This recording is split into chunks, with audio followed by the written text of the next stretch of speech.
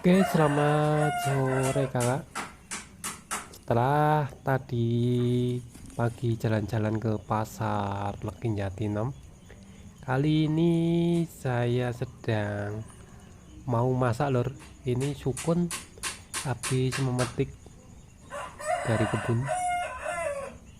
Ya lumayan besar iki. Bisa untuk buat cemilan. Enaknya dibuat apa iki lor? Ceriping atau dimasak biasa?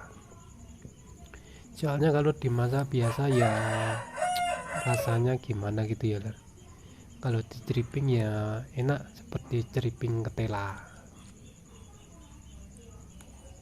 Sakmene iki nak di suwiri atau dirajang ya sak piring muncul lur, ya rong piringan lah. Ini masih fresh, baru memetik dari pohon nih lur. Masih ada getahnya ini. Mantap telur.